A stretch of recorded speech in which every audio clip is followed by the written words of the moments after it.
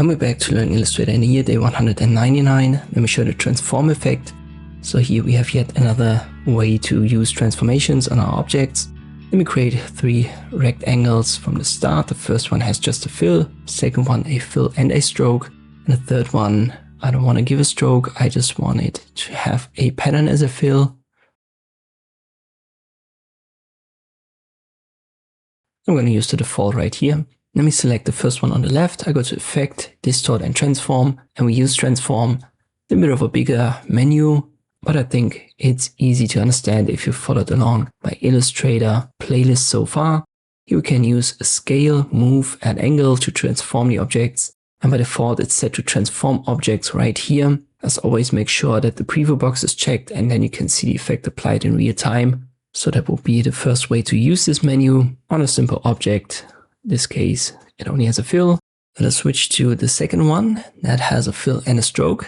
And we use the menu again. Once more under Effect, Distort and Transform, you will find it. And this time we're going to check Scale, Strokes and Effects. If we've got it unchecked, you can see we can transform our object, but the stroke simply stays the same. But if we check the box for Scale, Strokes and Effects, the stroke is scaled with the object. And it's also true for effects. So if you've added, for example, a twist effect, that will be scaled along the object too.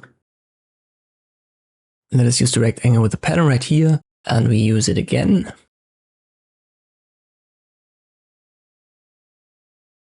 And here you can see if we uncheck transform objects, transform patterns will be automatically checked. So this is the second option. You can transform the object itself, you can transform the pattern inside of an object, or you can transform both at the same time by checking both boxes.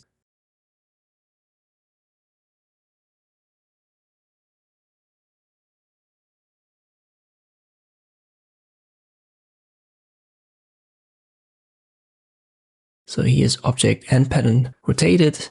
The first one only uses to transform objects. And here we can also just use transform patterns on its own. The options on the right hand side reflect X and Y and random. These are basically just different ways to use, for example, here the scale and the move. The randomization, as the name suggests, makes that random and reflect X and Y is for the X and Y axis.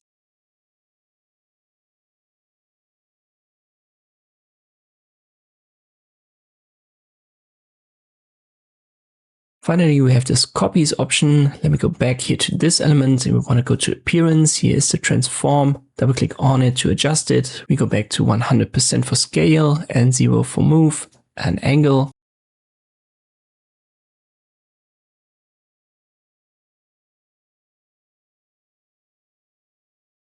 And now let me use the move, not the scale. You can see this moves the object to the right. But if I use copies, it's going to move the object to the right and creates a copy. So the original will still be in its original place. And we now have 2 objects.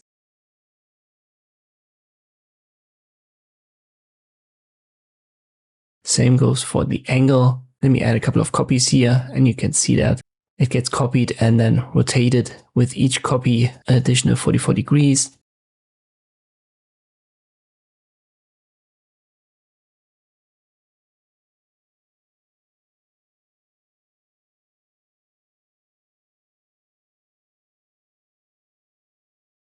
And let me show you a very quick example of how to use it. You can, for example, use right here the line segment tool, give it a stroke color, maybe black. Let me make that a bit thicker, like 5 points.